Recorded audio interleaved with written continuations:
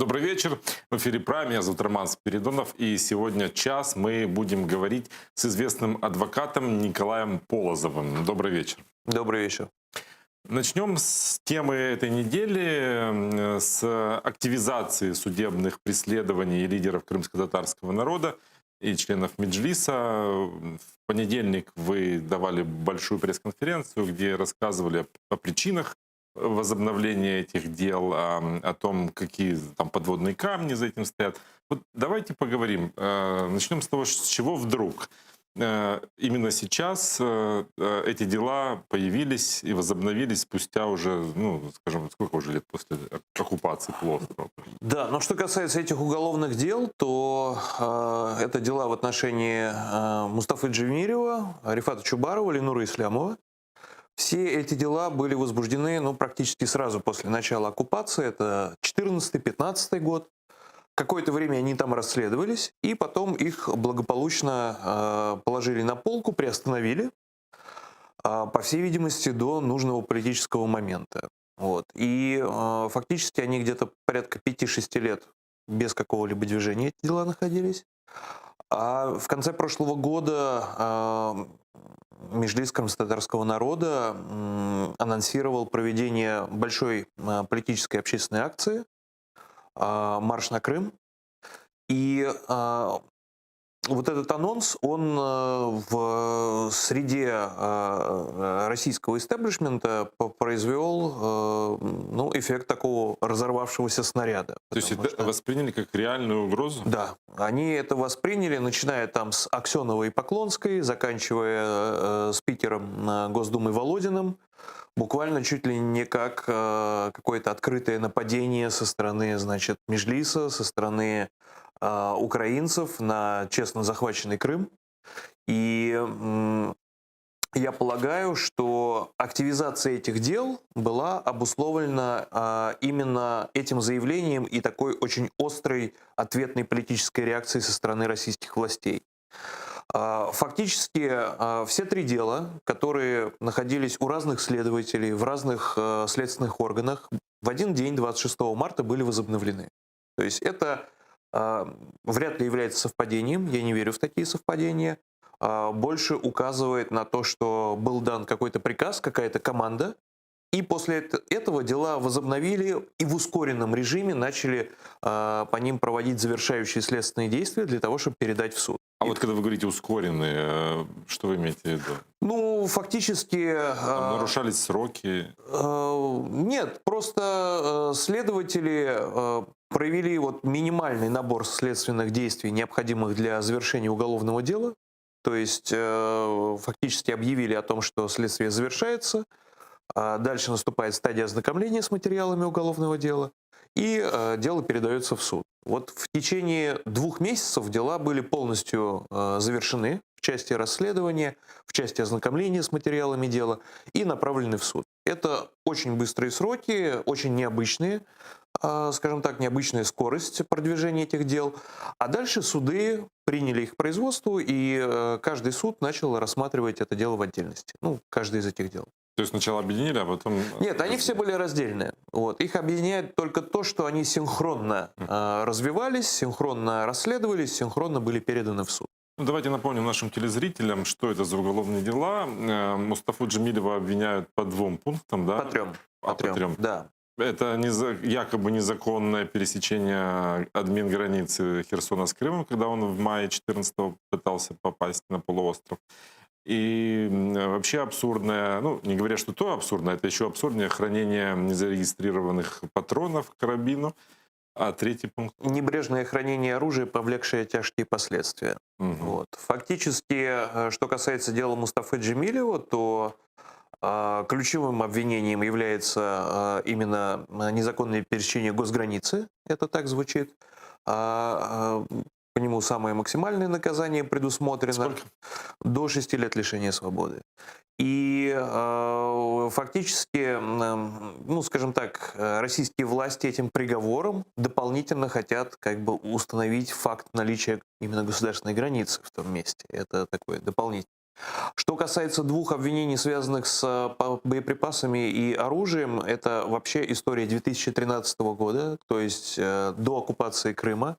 И здесь российские власти применяют ретроспективное применение уголовного закона, используют, что, в принципе, ну, скажем так, не отвечает практике и Уголовного кодекса, и нормальной логике. Но что касается Крыма, то после оккупации был принят федеральный конституционный закон, согласно которому российские власти получили возможность преследовать людей в Крыму за те действия, которые нарушают, например, российский уголовный кодекс, то есть нарушают какие-то, скажем так, составы, которые присутствуют в российском уголовном кодексе, но при этом были совершены до оккупации. То есть и пошли дела, связанные там с какими-то 2012 годом, 2013 годом и так далее.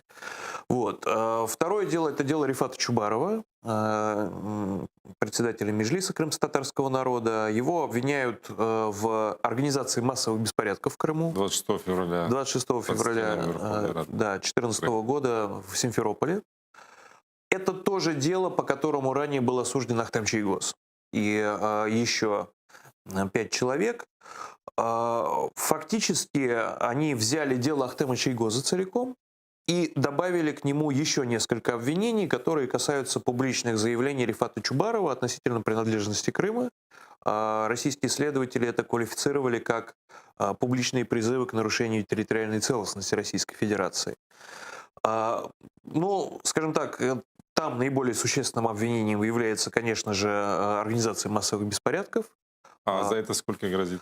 За это грозит от 4 до 10 лет лишения свободы, но это только благодаря тому, что наказание должно действовать в старой редакции, то есть на момент 2014 года. В 2015 году эту статью усилили, и сейчас по ней до 15 лет.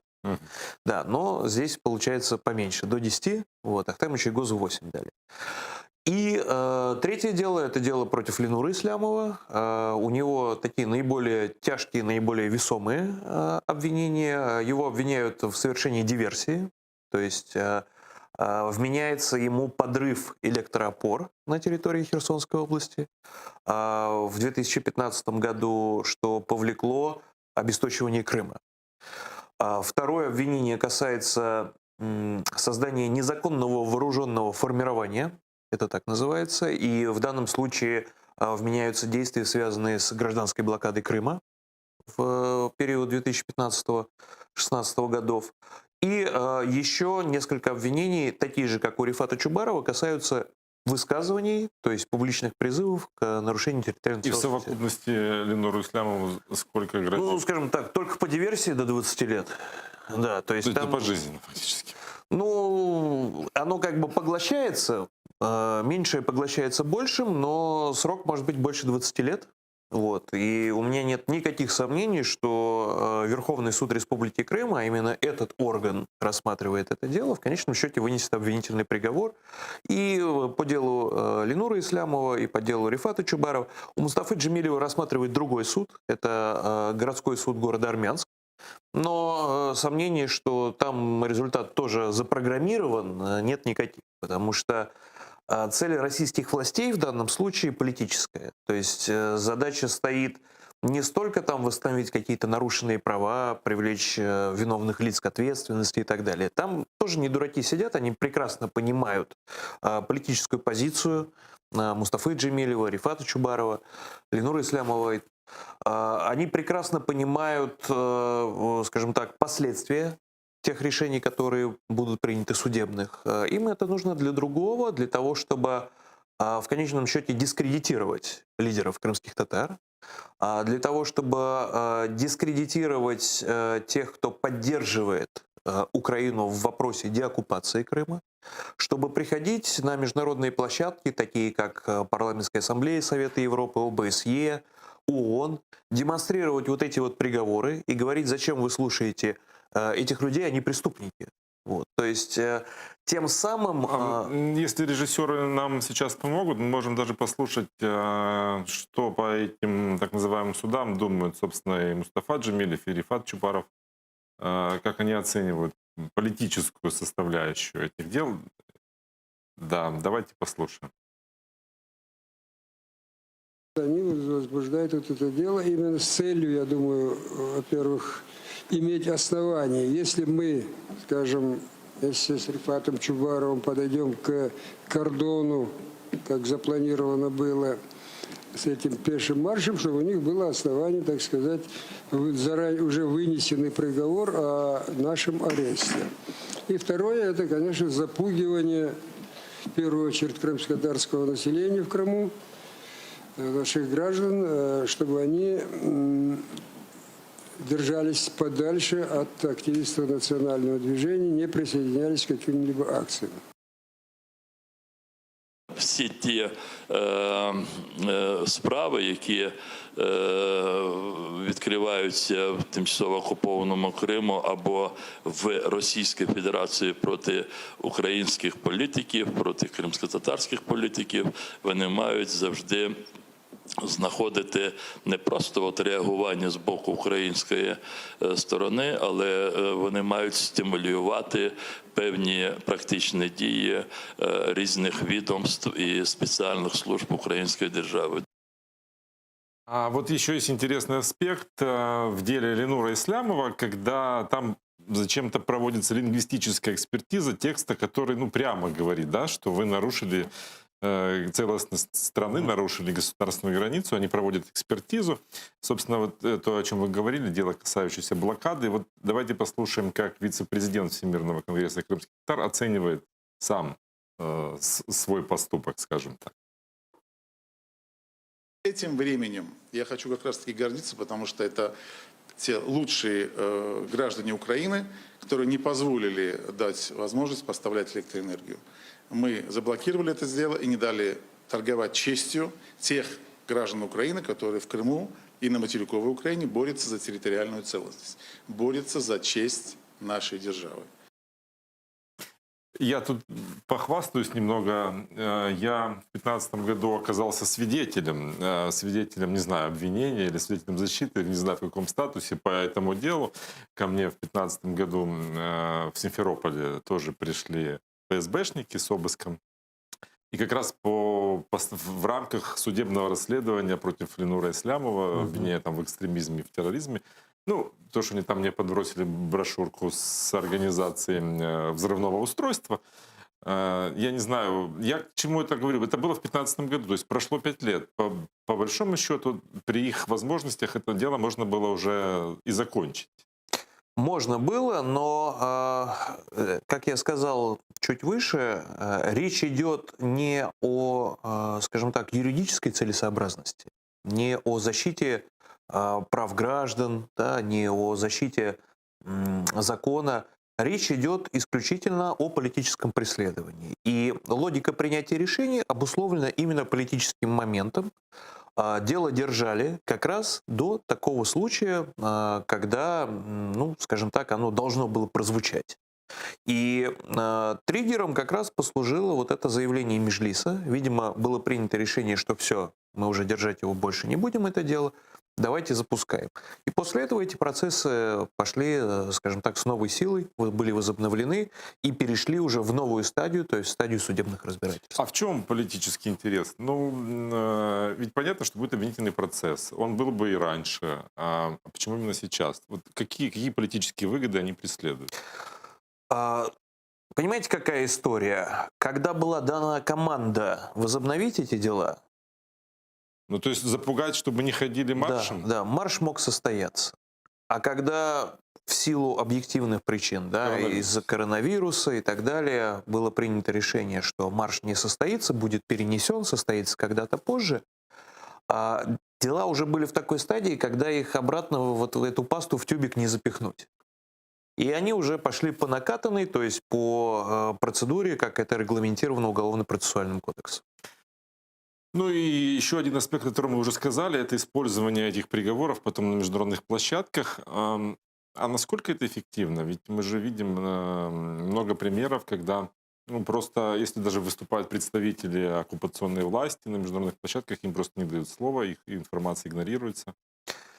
Я скажу так, что, конечно же, уровень критических ошибок, которые были совершены российскими властями на внешнеполитическом контуре, он, наверное, зашкаливает. Да? Речь идет и о украинском вопросе, и об там, отравлениях всевозможных, которые так или иначе могут быть связаны с Кремлем, и о ряде других аспектов. Но здесь важно понимать, что российские власти всегда пытаются использовать любые возможности для того, чтобы фиксировать и отстаивать свою позицию. И казалось бы, ну зачем эти приговоры, зачем их нужно показывать? Нет, они все равно эти приговоры возьмут и будут показывать в надежде, что есть колеблющиеся, которые в какой-то момент могут поверить вот в ту версию, которую предлагают российские власти. И где-то, скажем так, в большой игре это может сыграть позитивно в сторону интересов российских властей. Но, тем не менее, мы все равно участвуем в этих процессах. Зачем? Мы участвуем в этих процессах. Это сформулировал, скажем так, причину этого участия сформулировал Мустафа Ага Джемилев. Он сказал следующее, что, во-первых, необходимо фиксировать те нарушения, которые производят российские власти по отношению к этим делам, процессуальные нарушения, фактические нарушения. Второе, необходимо устанавливать лиц, причастных к нарушению прав человека в оккупированном Крыму, и в последующем, ну, скажем так, рассчитывать можно на то, что этих людей тоже когда-нибудь привлекут к ответственности в международных инстанциях, в Международном уголовном суде и так далее. И третье, все-таки за счет того, что это знаковые фигуры крымско-татарского народа, внимание к этим делам будет неизбежно, а вместе с ним и внимание к Крыму. Потому что, ну, давайте говорить открыто, на фоне последних всех событий, связанных и с пандемией и так далее, вопрос оккупации Крыма отошел, если не на третий, то на второй план точно. Ну вот недавно, благодаря президенту Владимиру Зеленскому, эта тема вновь зазвучала. Он предложил создать же международную площадку по деоккупации. То есть эта тема активизируется. Да, и таким образом, через, скажем так, внимание общественности, в том числе к таким знаковым делам, я думаю, что вопрос, ну, скажем так, привлечения внимания мировой общественности к крымской проблематике, он будет разрешаться более позитивно, нежели чем было до настоящего времени. Вот такой момент хочется у вас выяснить. Может быть, вопрос будет не слишком как бы практичный, не по вашей практике, а, скажем так, более политический, но поскольку вы занимаетесь политическими делами. Буквально сегодня стало известно, что Владимир Зеленский, давая интервью европейским СМИ, заявил, что без диалога с Путиным невозможно восстановление целостности нашей страны. Если бы не было этого диалога, не было бы возвращения наших пленных в участии, в освобождении которых вы участвовали. Ну, зная ваш богатый опыт российский, адвокатский и, собственно, жизни в России, как вы думаете, есть о чем говорить с Путиным? Есть ли смысл? Ну, это очень сложный вопрос, потому что, с одной стороны, без каких-то коммуникаций в одностороннем порядке эти проблемы разрешить невозможно. Потому что российские власти и в вопросах Крыма, и в вопросах Донбасса, и в гуманитарных вопросах, связанных с освобождением людей, безусловно, является заинтересованной стороной и страной, у которой достаточно рычагов для того, чтобы эту ситуацию делать либо хуже, либо лучше, в зависимости от необходимости, в зависимости от поставленных задач и целей. С другой стороны, важно понимать, что Кремль всегда старается играть по своим правилам. И, ну, скажем так... Одно из правил — это эти правила нарушать во время игры. Правильно? Безусловно, безусловно. Поэтому получается, что любой, кто вступает вот в такой же диалог с Кремлем, как президент Украины Зеленский, он оказывается в очень сложной ситуации, при которой, с одной стороны, он вынужден вести этот диалог, а с другой стороны, ему никто не дает никаких гарантий, что это будет какие-то обоюдовыгодные на принципах взаимности отношения, а не только в одну сторону, там, в сторону интересов Кремля все это двигаться. Поэтому вопрос действительно очень сложный. Раз мы уже заговорили об освобожденных наших пленных, среди них были моряки, вы возглавляли адвокатскую группу по их защите, и там на сегодняшний день дело против них не закрыто. Вот расскажите подробности, что сейчас? Да, что касается моряков, то, несмотря на то, что было принято решение их освободить, им изменили меру пресечения после достижения определенных политических договоренностей и фактически отпустили из СИЗО под поручительство уполномоченного Верховной Рады по правам человека Людмилы Денисовой, под личное поручительство. По подобной примерно схеме был освобожден и один политзаключенный, это Эдем Бекиров. Все остальные прошли юридическую очистку, они были помилованы, и с точки зрения российского законодательства никаких, скажем так, негативных последствий в отношении них правовых случаться не может. Но в случае с моряками дело не было завершено, оно было приостановлено на том основании, что согласно нормам Уголовно-процессуального кодекса России, если следствие знает, где находится обвиняемый, но не имеет фактической возможности каким-то образом обеспечить его участие в следственных действиях, то дело приостанавливается. И вот на этом основании, поскольку следователи ФСБ знали, что моряки находятся в Украине, они туда выехали, дело и было приостановлено. Причем фактически расследование к тому моменту было завершено. Мы уже начали знакомиться с материалами уголовного дела. И вот эта приостановка, она, с одной стороны, подвесила процессуальный статус моряков в одном состоянии, в состоянии обвиняемых, с другой стороны, лишила защиты возможности продолжать ознакомление с материалами уголовного дела. И я, скажем так, имел коммуникацию с украинскими властями относительно того, как это дело будет продолжаться. Я предлагал несколько вариантов финализации этого дела в рамках российской юрисдикции, для того, чтобы была возможность в последующем, исчерпав все средства защиты на национальном уровне, обратиться в международные организации. Но пока, скажем так, позитивного ответа не получил на это. Вот, потому что есть определенные соображения, связанные с Международным трибуналом ООН, который рассматривает вот этот большой иск Украины против Российской Федерации, связанный с нарушением России Международной конвенции ООН по морскому праву, нарушением иммунитета военных судов. И у меня сложилось ощущение, что пока Международный трибунал не примет какое-то решение, скорее всего, никакой активизации по делу моряков внутри России тоже не будет. Вы говорите, что это все мы участвуем для того, чтобы фиксировать, для того, чтобы дальше в международных судах это все оспаривать. Но ведь тоже можем сказать, что уже прошло 5 лет, а еще после деоккупации, ну там, может, дела там меньше рассматриваются, но пока нет никакого результата. Насколько это длительный процесс? Это длительный процесс, процедуры и Европейского суда по Ведь правам нет же ни одного человека. еще решения, ни по какому из дел.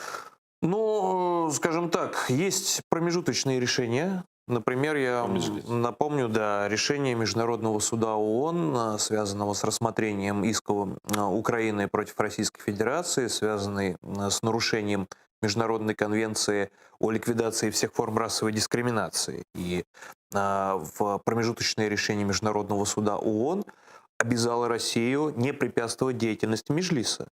И Российская Федерация с 2017 года последовательно отказывается выполнять это решение. Но, скажем так, по существу Международный суд ООН еще не рассмотрел. Так же, как не рассмотрел и Европейский суд по правам человека большой иск Украины против Российской Федерации, межгосударственный. И это, собственно, тормозит рассмотрение частных жалоб на нарушение прав человека, которые на протяжении этих 6 лет подавались в Европейский суд. Ну, здесь обусловлено это тем, что Европейский суд, по всей видимости, не хочет, чтобы какие-то решения, принятые по частным жалобам, могли каким-то образом оказывать влияние на решение, которое должна вынести большая палата, то есть рассматривая большой иск. Это такая юридическая казуистика, это действительно занимает массу времени, но, скажем так, и Нюрнбергский трибунал, и в Гааге дела, связанные с геноцидом в Руанде и Сербии, тоже длились десятилетиями, ну, если не десятилетиями, то годами, и в конечном счете они привели к конкретным решениям. Поэтому опыт у международных инстанций соответствующий есть. Я не исключаю, что и по делам, связанным с действиями России против Украины, тоже будут вынесены судебные решения. Не готов сказать, когда, потому что я не являюсь сотрудником этих международных инстанций и не принимаю участие в этих процессах. Но я убежден, что они будут доведены до конца и будут приняты соответствующие решения. И уже на основе этих судебных решений будут приняты, по всей видимости, какие-то политические, экономические, скажем так, решения, которые могут повлечь для России, ну, как минимум, какие-то обязанности или побудят исправить ситуацию каким-то образом. Ну вот Россия же не выполняет промежуточное решение по Меджлису и никаких санкций. Пока никаких санкций. Но здесь, понимаете, вопрос какой? У международных судов нету какой-то, скажем так, службы маршалов-исполнителей, которые могут приехать в Кремль, значит, И заломать, опечатать. да, заломать Путина, печатать там главные тронные залы и так далее. Да? Таких возможностей нету. И здесь очень много зависит, безусловно, от позиции западных партнеров Украины. Да, это прежде всего Соединенных Штатов, это стран Западной Европы, стран НАТО, которые могут принимать чувствительные для России политические и экономические решения. Да, мы видим, как чувствительна для России тема Северного потока-2, и это зачастую используется и в спекулятивных каких-то аспектах, и непосредственно в политических вопросах. Здесь, что касается Украины, если сами украинские власти будут занимать пассивную позицию в отношении защиты своих территориальных интересов, в отношении защиты интересов своих граждан, то тогда зачем страны Запада будут... А как вы сейчас оцениваете нашу позицию? Ну, скажем так, я понимаю стремление нынешних украинских властей выйти на какие-то переговорные позиции, конструктивные переговорные позиции с Россией. И это движение в сторону этого конструктива, оно, безусловно, скажем так, сильно сужает поле для маневра, связанного с взаимодействием с западными странами. То есть нельзя одной рукой требовать санкций, а другой рукой, значит, договариваться о каких-то, там, может быть, гуманитарных вопросах. Почему у пятого президента Украины очень сложно происходило коммуникация с Кремлем? В какой-то момент, по-моему, начиная с 16-го или с 17-го года, постепенно все коммуникации между Россией и Украиной оказались заморожены. Потому что была очень жесткая, но последовательная позиция со стороны украинских властей относительно коммуникации с Россией. То есть вопросы ставились ребром, Кремлю это не нравилось, и Кремль просто заморозил эти контакты. Сейчас новая власть идет по пути, а давайте мы попробуем, может быть, мы это разморозим, может быть, это как-то улучшит ситуацию. Но посмотрим, к чему это приведет. А вот интересно, КПД этих контактов, оно какое? Ну, кто это замерит?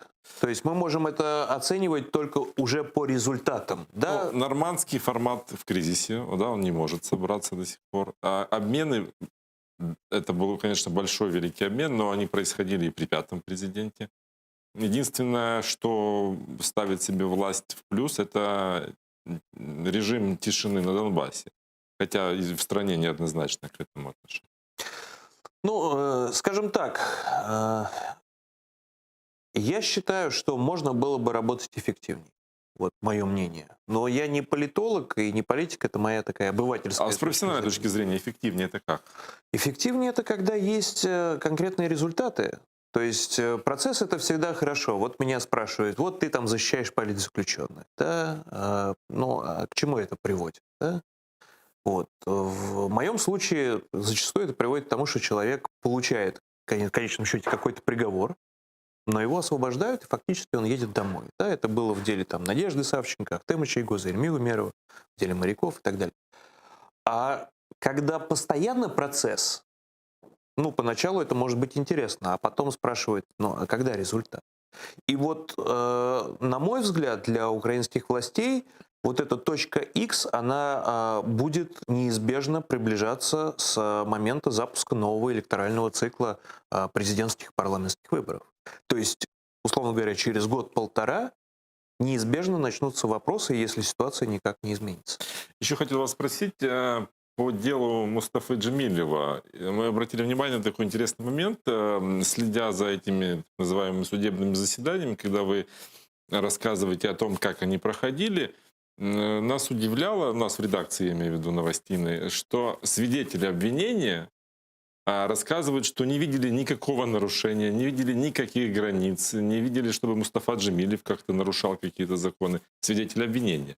То есть это так вот состряпанное дело, лишь бы вызвать свидетелей или что Да. это? Но, с одной стороны, это, скажем так, процедурный аспект, потому что если следствие допросило в ходе предварительного расследования кого-либо, вне зависимости от данных ими показаний, то они автоматически записываются в обвинительном заключении как свидетели обвинения. Да, но люди меняют показания на следствии и потом говорят другое в суде. Да, потому что из, скажем так, протоколов допросов, с которыми я ознакомился и которые у меня перед глазами, когда я допрашиваю этих людей в суде, видно, что следователь вставлял какие-то шаблонные фразы, присущие только ему, в ответы свидетелей. И как защитник я, безусловно, всегда в этих случаях интересуюсь, каким образом происходил допрос. Сам ли человек говорил такие слова? По ходатайству стороны суд может огласить показания, данные ранее, если есть противоречия. И у нас уже было несколько таких случаев, когда суд оглашал показания, показывал эти показания свидетелю. Свидетель смотрит, говорит: моя подпись. Я его спрашиваю: вы говорили эти слова? Нет, я эти слова не говорил, вот так вот просто записали. Вот, потому что многие приходили на следственные действия без адвоката. Многим дискомфортно находиться там в компании следователя. Да? Что-то написал, что-то подписал, ушел, забыл. Тем более, что допросы этих людей происходили 6 лет назад, в 2014 году. Ну что он там за 6 лет?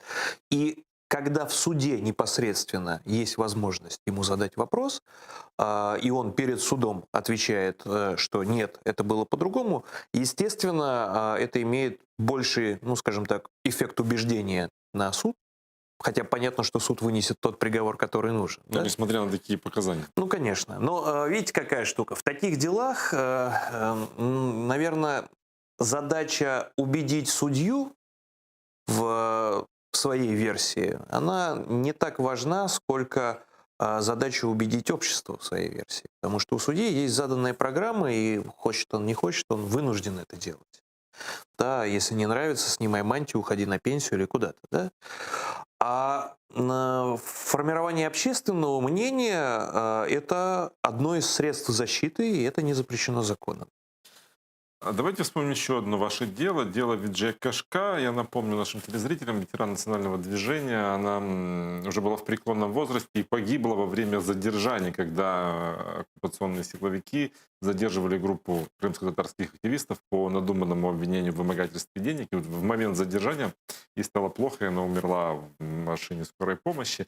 И вы тогда, вернее уже после того, пытались возобновить дело против силовиков, которые ее к этому и привели, к ее смерти. Удалось ли? В рамках российской юрисдикции мы прошли, скажем так, все инстанции, исчерпали все средства защиты, но суды последовательно, я имею в виду и районный суд, это Симферопольский, Киевский районный суд Симферополя, и так называемый Верховный суд Республики Крым, последовательно отказались поддержать наши требования с целью возбудить это уголовное дело. То есть фактически отказали в возбуждении, вплоть до того, что судья, например, Киевского районного суда, прямо в судебном заседании, не уходя еще в совещательную комнату, не, как это судьи должны, исследуя все доказательства и там делая выводы, сказал: но она же старенькая была, умерла сама. То есть это показывает уже ангажированность этих судей, показывает ангажированность этой системы. Поэтому изначально мы понимали, когда я говорю «мы», это я и родственники Виджия Абла, в том числе ее сын, понимали, что в Крыму в рамках российской юрисдикции нам вряд ли удастся добиться какого-то серьезного То результата. есть там во всех инстанциях получили. Да, но это нужно было пройти для того, чтобы соблюсти процедуру подачи жалобы в Европейский суд по правам человека. И сейчас мы находимся на стадии подачи в Европейский суд соответствующей жалобы. По этому делу работают здесь, в Киеве, юристы УГСПЛ. И мы ожидаем, что в октябре эта жалоба будет подана. То есть весь необходимый объем информации, судебные акты и так далее им предоставлены. И мы вот ожидаем, что в течение этого месяца жалоба пойдет в Европейский суд. Сколько по времени она будет там рассматриваться, мне сложно опять-таки сказать. Но в любом случае это тот максимум, который можно было выжать из этой ситуации. Параллельно же я вел самостоятельное расследование обстоятельств гибели Виджия Кашка, и лично у меня нет никаких абсолютно сомнений, что ее смерть наступила исключительно в результате действий сотрудников правоохранительных органов России.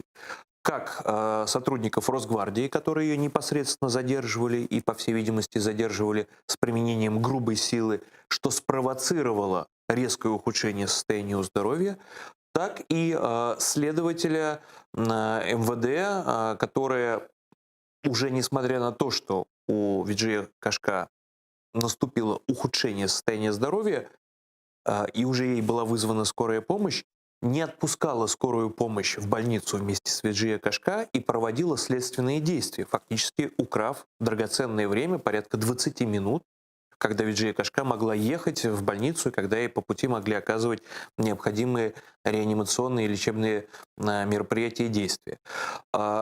Но эти доказательства на российских судей впечатления никакого не произвели. Ну, вот доказательства со скорой я еще могу представить, как это можно доказать, потому что это работает бригада, она там фиксирует время вызова, время отъезда. А как можно доказать, что силовики применили грубую силу?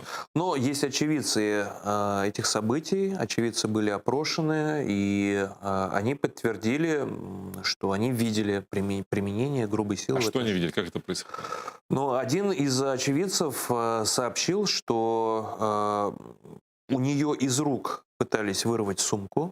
У нее была сумка, и по версии следователей в этой сумке находились денежные средства, которые передал Юсуф Айтан на встречу, с которым она приехала. Это тот человек, который обвинил в вымогательстве, который на самом деле оказался мошенником. Да, который оказался мошенником, который фактически украл у нее деньги, и она пыталась эти деньги вернуть. Она же была там не одна в тот день. С ней были друзья ее знакомые, которые впоследствии были подвержены тоже уголовному преследованию.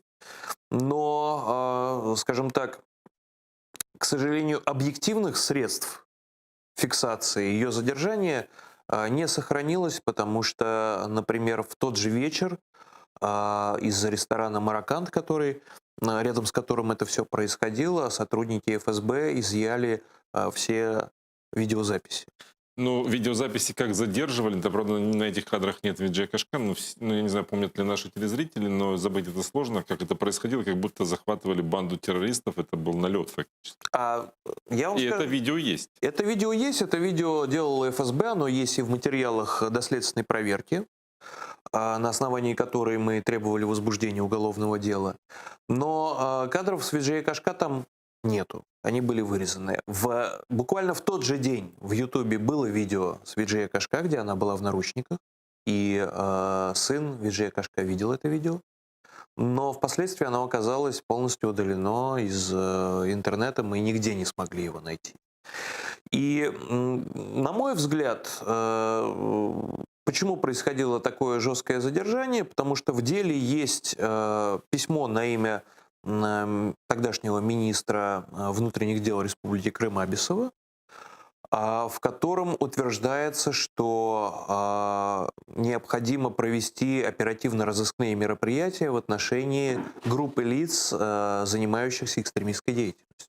То есть, несмотря на то, что даже по фабуле обвинения это было такое абсолютно бытовое дело, да, их обвиняли в вымогательстве, их задержание готовилось на уровне министра, оккупационных властей Республики Крым. Как самых страшных террористов. Да, связанных с Меджлисом.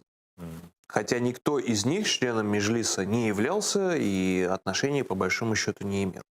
Вот. То есть именно этим и было обусловлено. Силовиков, получается, ну, если экстраполировать эту ситуацию на другие дела, получается, что силовиков сознательно вводят в заблуждение относительно там истинных целей и мотивов тех людей, которых они собираются задерживать.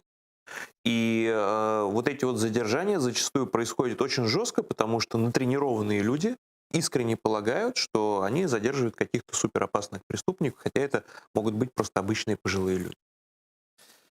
Давайте поговорим еще о одном деле, которое вы ведете. Крымчанин Иван Яцкин, которого вы обвинили в госизмене, но о нем почему-то так мало слышно и практически ничего не известно. Да, ну с этим делом очень сложно, потому что в деле содержится гостайна. Я был вынужден дать подписку о неразглашении, вот, и относительно как бы самого дела и тех следственных действий, которые с ним проходят. Поэтому максимум, что я могу рассказывать, это только о том, как он себя чувствует, в каком состоянии находится, как отбывает.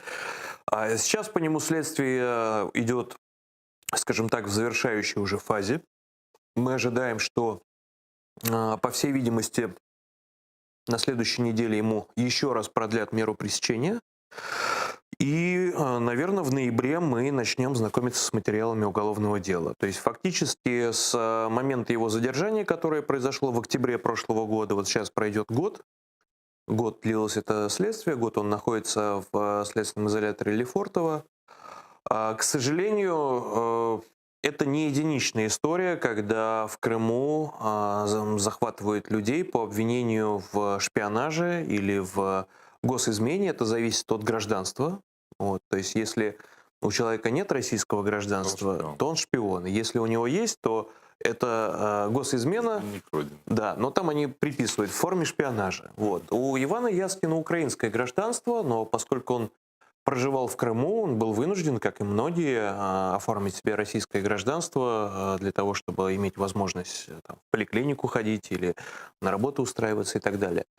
И по этой статье ему грозит до 20 лет лишения свободы. Я думаю, что приговор будет также обвинительный. Не ради этого его вывозили в Москву, в Лефортово.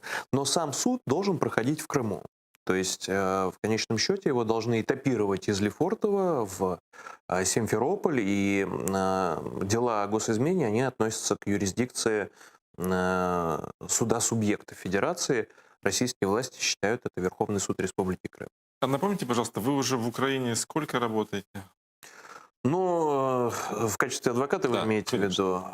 Я получил, получается, уже 1,5 года. Ну, то есть уже можете говорить о каком-то опыте. Украина не Россия? Нет, конечно, не Россия. А в чем разница? А разница заключается в том, что здесь нету единого центра управления вертикалью. Здесь, скажем так, существует система сдержек и противовесов, не совсем такая, как в демократических странах, да, когда этим занимаются институты. Здесь система сдержек и противовесов, она все-таки больше обусловлена наличием политического и иного капитала у тех или иных групп влияния. Вот. Но, с другой стороны, это все-таки определенная гарантия от диктатуры, от узурпации власти.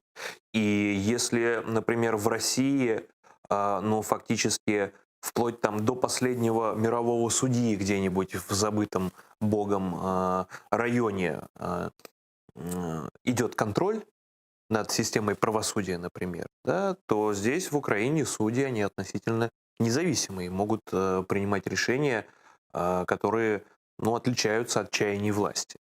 А это свидетельство украинское, оно вам как-то помогает в работе с политическими делами, в том числе и с крымскими? Безусловно. Дело в том, что иногда возникает необходимость подтверждения каких-либо фактов, доказательств, которые имели место на территории Украины.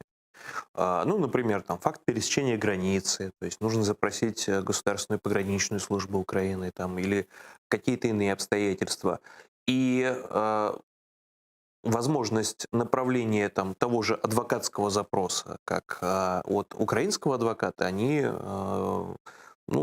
с большей долей вероятности дают возможность быстрее получить оперативнее необходимый ответ, и это использовать в работе. Это как один из таких ярких примеров, скажем так, ну, позитивного опыта наличия вот этого адвокатского статуса украинского адвоката. Какая-то помощь государственная в работе вас как адвоката или вообще группы адвокатов, которые работают даже в Крыму по политическим делам? Ну, скажем так, определенная помощь есть, и это, скажем так, идет по линии как уполномоченного по правам человека Верховной Рады Украины, так и по линии МЗС. Ну, вплоть до того, что, например, там, когда мы работали по делу моряков, это было 30 адвокатов, украинские власти, они взяли на себя все обязательства по финансированию этой деятельности. То есть это был достаточно серьезный шаг и беспрецедентный опыт работы вот в таких объемах, в таких масштабах. Ну вот. Поэтому сказать, что украинские власти не делают ничего для защиты своих граждан, я, естественно, не могу. Но могу сказать, что могли бы делать больше. И, А что нужно? ну, видите, какая история. Например, в этом году из-за пандемии коронавируса многие треки, многие направления, которые касались работы с политзаключенными со стороны украинских властей, они оказались заморожены. Это и существенное ослабление коммуникации с родственниками политзаключенных. Это и, ну, наверное, фактическая заморозка программы по возмещению членам политзаключенных компенсационных выплат. 100 тысяч, да? Да, 100 тысяч гривен. Должен выделять. Это серьезная пробуксовка с принятием закона о статусе политзаключенного. То есть, ну, пока нету этого закона. Да? То есть направления для работы, они есть, и я прекрасно понимаю, что коронавирусная инфекция, она очень опасна и так далее, но когда государственные органы месяцами не выходят на связь ни с политзаключенными, ну, ни с родственниками политзаключенных, ни с их представителями, это вызывает вопросы. Какие? Ну, а нужны ли мы этому государству? Да, спрашивают родственники, спрашивают политзаключенные. Главный вопрос, конечно же, а когда будет следующий обмен? И что происходит? И в этой связи такая политика ведения переговоров, в том числе об обмене, за полностью закрытыми дверями, она, ну, вызывает, к сожалению, недоверие, вызывает какие-то негативные чувства у родственников, потому что они начинают подозревать, а вдруг там вообще никаких переговоров не ведется, а вдруг там моему мужу, сыну дали там 20 лет, и он будет сидеть их, значит, до звонка. Да? То есть это всегда... Здесь очень важна определенная открытость, определенный контакт. И, к сожалению, в этом году этот контакт, он был утерян. Я могу, конечно, ошибаться, но на моей памяти последний раз об освобождении именно крымчан речь шла еще, по-моему, в конце прошлого, в начале этого года, еще Вадим Пристайко, будучи министром иностранных дел, анонсировал этот обмен. Фактически он вот-вот-вот должен был состояться. А потом эта тема вообще сошла на нет. Ну, я допускаю, что главная проблема находится не с этой стороны. Главная проблема находится с российской стороны. Вот.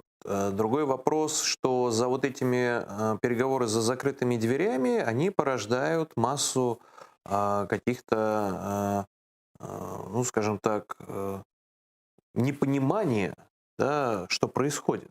И возможно, какие-то обвинения даже в адрес украинских властей в бездеятельности со стороны родственников могут быть. Я, конечно же, по роду деятельности внимательно отслеживаю все сообщения, которые касаются ситуации с украинскими политзаключенными. Последние сообщения я видел в августе, об этом говорил Андрей Ермак, глава офиса президента. Он говорил о том, что сейчас ведется, значит, переговорный процесс о составлении некого списка на 100 человек. Да-да-да. Вот, и их вроде как должны... Но вот сейчас среди уже... них есть крымчане. Да, среди них есть крымчане, потому что было масса вопросов вот по последнему большому обмену, а почему только один крымский татарин, да, Эдем Бекир? А почему не остальные? Учитывая, что крымские татары составляют подавляющее большинство из числа, ну, официально признанных политзаключенных. А есть хотя бы один пример, как государство финансово поддержало семьи вот по этим делам о терроризме, потому что их десятки, и семьи эти многодетные и с небольшим достатком. Ну, насколько мне известно, какое-то количество кейсов, связанных с получением вот этих вот компенсационных выплат в размере 100 тысяч гривен, они были реализованы. Это уже после приговора при признании политическим... Нет, пусть- это и в процессе тоже, потому что по тем критериям, которые... там была здесь достаточно сложная система. Тогда этим занималось Министерство по делам оккупированных территорий, сейчас оно, по-моему, расформировано.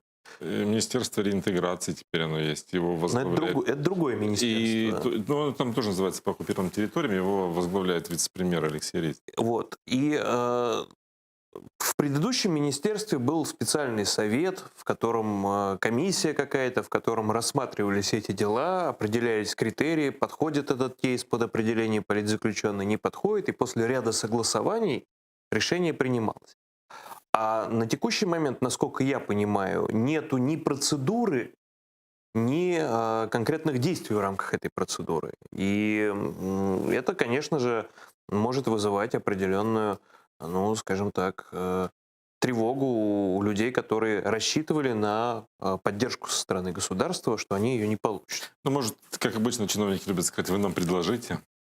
Если что-то требуется от меня, хотя это как бы, ну, я здесь никакого вообще отношения к этому не имею, я всегда готов, пожалуйста.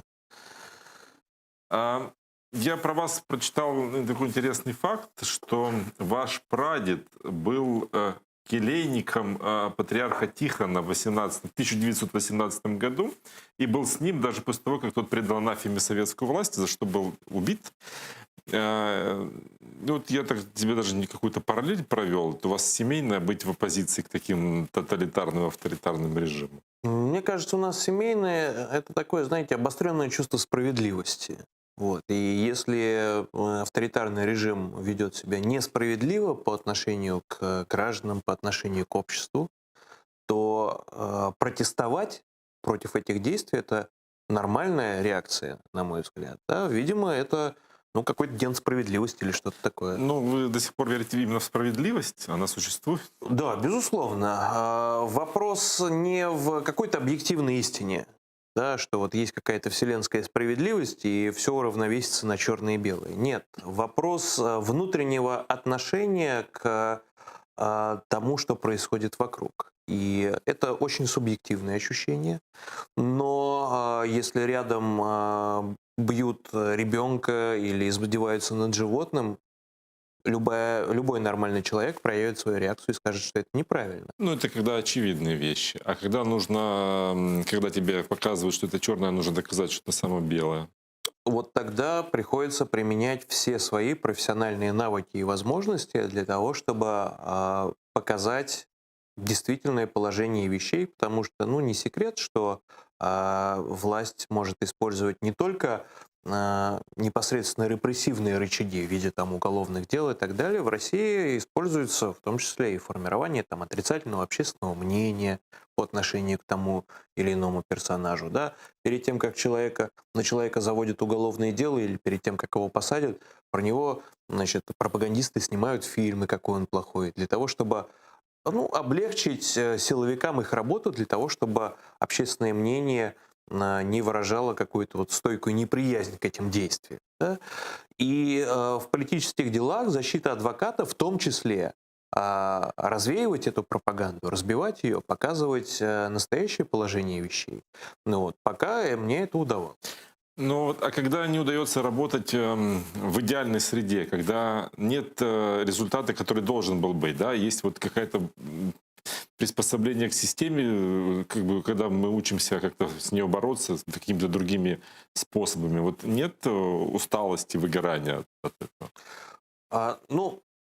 Я не чувствую внутри себя какого-то выгорания или нежелания работать. Я вижу, что, к сожалению, число украинских и российских политзаключенных, оно растет, оно не уменьшается, даже несмотря на обмены и так далее. И, на мой взгляд, бросить это все, заняться чем-то другим было бы не только крайне несправедливо по отношению к этим людям, но и, наверное, неприемлемо по внутренним причинам.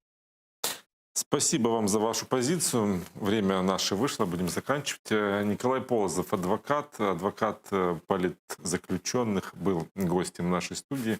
Мы говорили о политических делах против лидеров крымско-татарского народа, о политических преследованиях в Крыму, о том, как украинское государство помогает или могло бы лучше помогать в этих делах.